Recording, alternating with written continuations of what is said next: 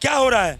इतने चढ़ावे आ रहे हैं और मंदिरों से टैक्स लिया जा रहा है और मस्जिदों को जो है क्या कहते हैं दान दिया जा रहा है, मदरसों को बढ़ावा दिया जा रहा है। कश्मीरी पंडित कटे, बांग्लादेश में हिंदू कटे, मुजफ्फरनगर दंगे में हिंदू कटे, भारत पाकिस्तान के बंटवारे में हिंदू कटे। बहुत हो गई लुक्का छिपी, बहुत हो गई लुक्का छिपी। अब तो आगे आना ही होगा और भाड़ में गया भाईचारा, भाड़ में गया भाईचारा। अब भारत को हिंदू राष्ट्र बनाना ही होगा, अब भारत को हिंदू राष्ट्र बनाना ही होगा। नमस्कार दोस्तों, राष्ट्र धर्म में आप सभी लोगों का स्वागत है। अभी हमारे साथ मौजूद है प्रेमनाथ द्विवेदी जी, जो कि कवि हैं। इनसे हम आंध्र प्रदेश के अंदर जो तिरुपति बालाजी मंदिर जो है उसके अंदर जो प्रसाद वितरण होता था, उस प्रसाद वितरण में पाया गया है कि उसके अंदर जो है गोमांस, जो उसके अंदर घी का इस्तेमाल किया जाता था, तो उसके अंदर गोमांस और मछली के तेल इत्यादि इस प्रकार के जो तेलों का प्रयोग करके वो घी तैयार किया जाता था। उसके बाद जो है प्रसाद बनाया जाता था। तो हमारे साथ कवि जी हैं, इनसे जानेंगे कि इस मुद्दे पर कवि जी क्या कहना चाहते हैं। जी स्वागत है आपका हमारे चैनल पर। सर, हमारा भी आपके सभी दर्शकों को सादर प्रणाम और नमस्कार करता हूं। और बहुत ही दुखद घटना है। मतलब आए दिन तो रोज़ कुछ न कुछ नई इस तरीके की जिहाद, थूक जिहाद, यूरिन जिहाद, टट्टी जिहाद सब सुनने को मिल रहा है। क्या नहीं कर रहे हैं ये सब। लेकिन आज जो हमारे आस्था के साथ, मतलब ये तो आस्था तो है ही है। अभी ये बताइए, जब योगी जी ने नेम प्लेट लगाने का आदेश दिया कांवड़ यात्रा के दौरान, जो मार्केट आ रही है उस यात्रा के मतलब अंतर्गत जो मार्केट है, कि सबको बोल दिया, चाहे हिंदू हो, चाहे मुस्लिम हो, चाहे कोई भी धर्म है हो, मतलब किसी भी पंथ से हो, उसको नेम प्लेट अपना लगाना है। तो पूरा इंडी गठबंधन इस पे जो है वो विरोध करने लगा, खड़ा हो गया। तो देखिए, ये लोग जो है कभी देश को, इन्होंने जो भारत जोड़ो यात्रा की, वो जोड़ने की यात्रा नहीं की, वो तोड़ने की यात्रा की। और आज जो है ये सुन करके इतना मैं स्तब्ध हो गया कि बताइए, जो तिरुपति बालाजी मंदिर पूरे विश्व की आस्था का केंद्र है और हमारे हनुमान जी जो अजर और अमर हैं, कि सबसे ज़्यादा चढ़ावा भी उस मंदिर में आता है और पूरे विश्व के लोग आते हैं। कहीं ना कहीं जो है वो भाई भारत में जो विदेश के लोग आ रहे हैं, दान कर रहे हैं, तो पैसा तो भारत में ही आ रहा है। तो कहीं ना कहीं हमारी भारत की इकोनॉमी में भी उस मंदिर का बहुत बड़ा योगदान है। लेकिन जो इस प्रकार की जो घटना घटित हुई है कि वहाँ पर मंदिर के जो प्रसाद है उसके अंदर जो है इस प्रकार की जो मतलब जो कि हिंदू धर्म में बिल्कुल मतलब अशुद्ध कर करके प्रसाद भगवान को भोग बनाया जा रहा था, तो मतलब ये कहाँ तक की किस, आपको क्या लगता है इस बारे में? क्या गंदी सोच हो सकती है, क्या गंदी इसके अंदर मानसिकता हो सकती है कि भगवान के प्रसाद को जो है इस प्रकार से खंडित करके जो है अर्पण किया जा रहा था, उसके बाद जो है धर्म भ्रष्ट किया जा रहा था जो उस प्रसाद को जो है ग्रहण करता होगा व्यक्ति। तो इस पर आप क्या कहना चाहेंगे? इस पर कहना यही चाहेंगे ना सर, कि देखिए, ये जो लोग काफिर काफिर कहते हैं कि जो भाई हिंदू हैं, वास्तव में देखिए, हिंदू तो कोई धर्म नहीं है, हिंदू जीवन जीने की पद्धति है। लेकिन हिंदू ही एक ऐसा है जो सनातनी परंपरा का निर्वहन करता है और सनातनी संस्कृति में जीने का काम करता है। तो इसलिए भाई, यदि बोलचाल की भाषा में कहा जाए तो लोग कहते हैं भाई मैं हिंदू धर्म से हूँ। तो ये कहना भी कोई गलत बात नहीं है, क्योंकि हम जो है, हम ही एक ऐसा हैं जो हम अपनी अपनी संस्कृति को बचाए हुए हैं। हिंदू ही एक ऐसा था, हिंदू ब्राह्मण ही एक ऐसा था जो सनातन को बचाने के लिए अपनी गर्दनें कटवा दिया। नालंदा विश्वविद्यालय में जब क्या कहते हैं उसको जलाया गया, तो यही हिंदू ब्राह्मण जो है अब और कुछ नहीं ले गए, पैसा रुपया अपना नहीं ले गए, वहाँ की पुस्तकें लेकर के भागे और जंगलों में जा करके उसको कंठस्थ किए, वेद और क्या कहते हैं ऋग्वेद, सारे वेद को रटने का काम किए। हिंदू एक है, ब्राह्मण एक ऐसा है, हिंदू एक क्षत्रिय ऐसा है जो मुगलों से लड़ा। चाहे शिवाजी, राणा प्रताप का नाम ले लीजिए, चाहे क्या कहते हैं कि शिवाजी का नाम ले लीजिए, छत्रपति शिवाजी का, चाहे महाराणा प्रताप जी का नाम ले लीजिए। और जैसे मान लीजिए सिख भाई हैं, तो सिख भाई वो अपना धर्म, उनका जो पंथ है उसमें जीते हैं, लेकिन वो सनातन का अपमान नहीं करते। वो हमारे राम को ही मानते, हनुमान को मानते, हमारे सारे देवी देवता का सम्मान भी करते हैं और पूजा भी करते हैं। तो लेकिन कहीं ना कहीं आज एकदम पारा जो है वो सर से ऊपर चढ़ गया। अब कहीं कोई कंप्रोमाइज जो है वो करने की कोई ज़रूरत नहीं है। जैसे मान लीजिए, ये बताइए कि वो तिरुपति बालाजी जो मंदिर है, तो उसमें जो इससे पहले की सरकार थी, वहाँ पे जगन मोहन रेड्डी और कांग्रेस की गठबंधन की जो सरकार थी, तो इस मंदिर में सरकार का क्या दखल होना चाहिए? मंदिर है, लोगों की आस्था का केंद्र है, तो इसमें सरकार का क्या दखल, सरकार ने इसमें क्यों इंटरफेयर किया। आज जो है कहने का मतलब, अब पारा मैंने कहा ना सर से ऊपर चढ़ गया। आज कम से कम जो हमारे हिंदू धर्म से रिलेटेड मंदिर हैं, आज उनको स्वतंत्र होना चाहिए, चाहे वो भारतीय जनता पार्टी के सरकार में के अंतर्गत आता हो, चाहे किसी सरकार के अंतर्गत आता हो। आज ये सरकार का इंटरफेयर है कि यहाँ पे क्या कहते हैं कि हिंदुओं को रख करके और क्या कहते हैं उनके द्वारा जो है वो चर्बी से घी बनाया गया, और वही घी जो घी से भाई लड्डू बनता है तो उसमें घी मिलाया जाता है, और वो प्रसाद जो हम लोग बड़े आस्था से ग्रहण करते हैं, उस प्रसाद को और उस जो है को भंग करने का जो है वो काम किया गया। और इसीलिए आज आए दिन आप बताइए, कोई ऐसा मतलब 2-4-5 दिन पे कहीं ना कहीं आपको कोई ना कोई न्यूज़ सुनने को मिल जाए। गुजरात में हमने जिहाद देखा, किस तरीके से जिहाद किया गया। अभी हाल की घटना गाजियाबाद में एक जूस की दुकान थी, जिसमें जूस में यूरिन मिला करके, मतलब पेशाब मिला करके लोगों को देता था। समझ रहे मेरी बात को, मतलब कि जो है वो एक दिन मैंने न्यूज़ सुना तो पता चला एक कस्टमर पी रहा था, अचानक उसकी कंटेनर पे नज़र पड़ गई, उसको थोड़ा शक हुआ। अब नज़र पड़ गई तो थोड़ा सा उसने लोगों को बुलाया, आगाह किया, चेक किया तो पता चला यूरिन। फिर वहाँ जो है वो पुलिस आई, वही सारा मतलब वो जांच हो गया। तो कहने का मतलब है कहीं रोटी में थूक मिला रहे हैं, कहीं सब्जी में थूक मिला रहे हैं। आप बताइए, आज अभी तो तिरुपति बालाजी के मंदिर की बात आई है, कल को कभी कोई मान लीजिए कोई इस तरीके से षड्यंत्र रच करके सोमनाथ मंदिर की कोई इस तरीके से न्यूज आ जाए, कहीं और कोई मंदिर की न्यूज आ जाए। कल्पना तो की जा सकती है ना, जब इतने बड़े मंदिर की बात यह है तो कहीं ना कहीं मैं आपको बताऊं, अब ये पारा जो है एकदम इतना हाई कर दिया है ये लोग कि ये डाउन करने से अब जो है अपना अस्तित्व खत्म हो जाएगा। कहीं ना कहीं मंदिरों को जो है सरकार से स्वतंत्र करने की बात की एक आवाज़ जो है देश के अंदर सुनाई दे रही है।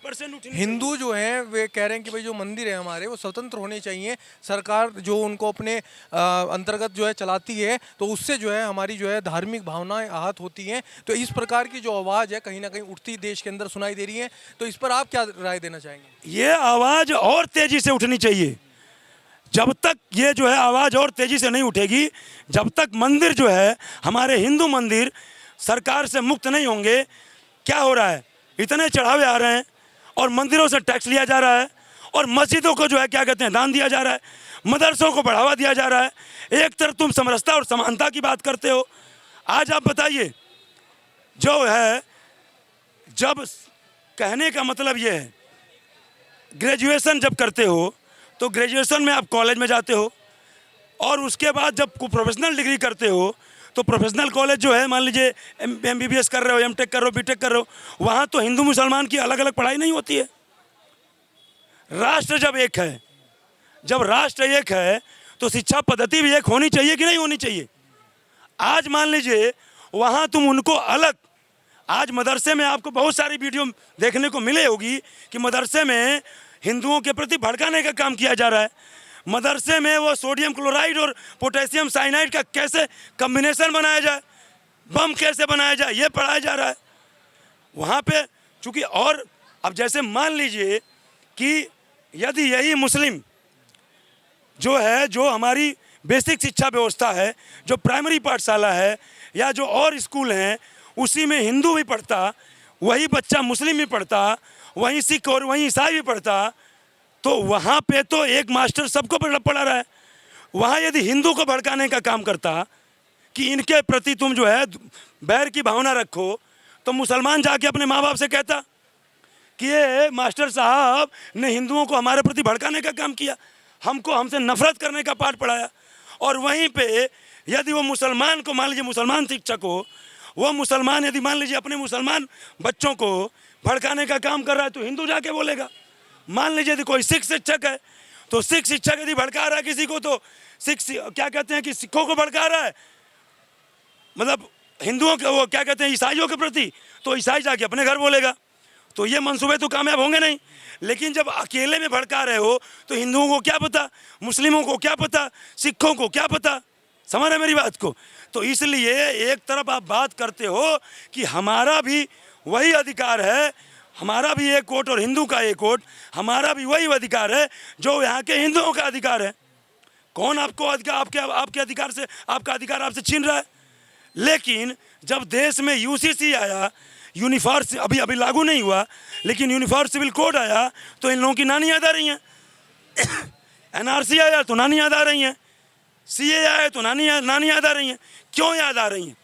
इनको देश से मतलब नहीं है, देश की संपन्नता से मतलब नहीं है, देश के लोगों की सुख समृद्धि से मतलब नहीं है, देश में अमन चैन से मतलब नहीं है, अपनी राजनीतिक रोटी सेकने से मतलब है, अपना घर भरने से मतलब है। और एक लाइन में कह देना चाहता हूँ, आज योगी जी का जो बयान था कि बटेंगे तो कटेंगे, ये इस घटना ने पूर्णतः चरितार्थ कर दिया। एक बार फिर बांग्लादेश ने चरितार्थ किया, हाल की घटना के आधार पर ही बोला। जम्मू कश्मीर की घटना, योगी जी ने क्या कहा? बटेंगे तो कटेंगे का दो अर्थ था। पहला अर्थ, बटेंगे तो शिक्षा व्यवस्था से कटेंगे, स्वास्थ्य सुविधा से कटेंगे, मतलब शिक्षा सुविधा से, स्वास्थ्य सुविधा से, क्या कहते हैं, न्याय सुविधा से, या फिर जो है क्या कहते हैं, अमन चैन से, सुख समृद्धि से। दंगे नहीं होंगे तो अमन चैन होगा, डेवलपमेंट होगा तो सुख समृद्धि आएगा। और दूसरा, जैसे जम्मू कश्मीर में कश्मीरी पंडित कटे, बांग्लादेश में हिंदू कटे, मुजफ्फरनगर दंगे में हिंदू कटे, भारत पाकिस्तान के बंटवारे में हिंदू कटे, वैसे भी कटोगे। तो ये बयान सिर्फ ये कलयुग की बात नहीं है, ये मूल मंत्र तो सारी युग का उदाहरण है। हर युग में ये जो है इसको श्रेष्ठ माना गया है। एकता को, अनेकता में ऐक्य मंत्र को जन जन फिर अपनाता है, धीरे धीरे देश हमारा आगे बढ़ता जाता है। राष्ट्रीय स्वयं संघ का ये बहुत पुराना गणगीत है, लेकिन कहने का मतलब अनेकता में ऐक्य मंत्र को, अब इसको तमाम जो है वो जो विपक्षी जो तोड़ने वाली बात होगी तो वो ये कहेंगे कि अनेकता मतलब मुस्लिम भी, हिंद, सिख भी, और जो है ये सारे इनको जोड़ने की बात आरएसएस करता है। एक तरफ नहीं, इंसानियत पहली बात, आरएसएस के लिए इंसानियत है, लेकिन अपनी आस्था को बचाना भी तो अपने संस्कृति को बचाना भी तो आपका धर्म है। धर्म और रक्षित धर्म की रक्षा के लिए शस्त्र उठाना भी धर्म का काम है। तो उसमें मैं एक बात कहना चाहता हूँ कि जैसे अनेकता में ऐक्य मंत्र को जन जन फिर अपनाता है, मतलब ना कोई ब्राह्मण है, ना कोई क्षत्रिय है, ना कोई शूद्र है, ना कोई वैश्य है, ना कोई दलित है, ना कोई शोषित, मतलब ना कोई दलित है, हम सारे हिंदू हैं, हम सारे सनातनी हैं। इसको जो है दर्शाने की इस गीत ने काम किया है। समझ रहे मेरी बात को? तो आज जो है योगी जी का जो बयान था वो एक बार चरितार्थ हो गया। ये तो काटने का ही तो काम कर रहे हैं, हमारी सनातन संस्कृति को ध्वस्त करने का काम कर रहे हैं, हमारी आस्था पे प्रहार करने का काम कर रहे हैं, हमको जो है वो क्या कहते हैं, चिढ़ाने का ही तो काम किया जा रहा है। तो बहुत जो है जान लीजिए कि जब तक अब यह देश, अभी इससे पहले मैं सनातन राष्ट्र की परिकल्पना करता था। देखिए, मैं एक साहित्यिक व्यक्ति हूँ, तो मैं कोशिश ये करता हूँ कि मेरे शब्दों से किसी भी धर्म पंथ के व्यक्ति को हानि न पहुँचे।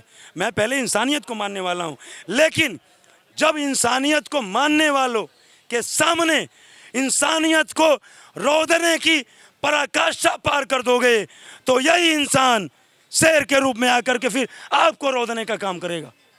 और एक लाइन में कह देना चाहता हूं कि बहुत हो गई लुक्का छिपी। पहले मैंने एक कविता लिखी थी कि उठो उठो सनातनी, अब अपना धर्म बचाने को, अभी नहीं जगे तो बाद में कुछ भी नहीं बचेगा पछताने को। और आधुनिकता की चकाचौंध में तुम बहते जा रहे हो, अपनी संस्कृति की वास्तविकता को नहीं पहचान पा रहे हो। और एक न एक दिन तुम्हें अपनी संस्कृति पे वापस लौट के आना है। इसलिए कल को आज पे छोड़ो और संकल्प लो भारत को सनातनी राष्ट्र बनाना है। लेकिन अब मैं ये कहता हूँ कि बहुत हो गई लुक्का छिपी, बहुत हो गई लुक्का छिपी, अब तो आगे आना ही होगा। और भाड़ में गया भाईचारा, भाड़ में गया भाईचारा, अब भारत को हिंदू राष्ट्र बनाना ही होगा, अब भारत को हिंदू राष्ट्र बनाना ही होगा। और भारत तभी बनेगा हिंदू राष्ट्र। भारत को हिंदू राष्ट्र बनाने के लिए, भारत को हिंदू राष्ट्र बनाने के लिए 29 में योगी जी को पीएम बनाना होगा, योगी जी को पीएम बनाना होगा।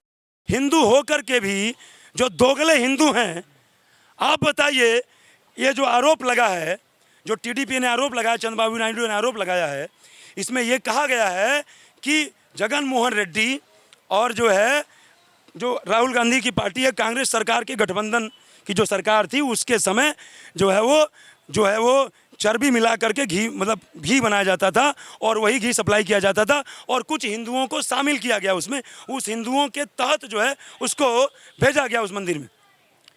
तो एक तो मैंने कहा कि वास्तव में जो हिंदू है वही हिंदू की आस्था का सम्मान कर सकता है, कुछ दोगले हिंदुओं को छोड़ करके। जैसे वो दोगले हिंदू थे जिन्होंने हिंदू हो करके भी अपने ही जो है वो धर्म के, अपने ही जो है सनातन धर्म की आस्था के प्रतीक तिरुपति बालाजी मंदिर के साथ, आस्था के साथ, लोगों की आस्था के साथ खिलवाड़ किए। और इसका एक और नुकसान है, आज ये बताइए हम लोग यूट्यूब पे चर्चा कर रहे हैं तो हमारा देशी तो नहीं देख रहा है, पूरे विश्व में यूट्यूब फेसबुक चल रहा है, और जो विदेशों के लोग हैं जो इस मंदिर पे आस्था रखते हैं तो उनके क्या दिल पे ठेस नहीं पहुंची होगी?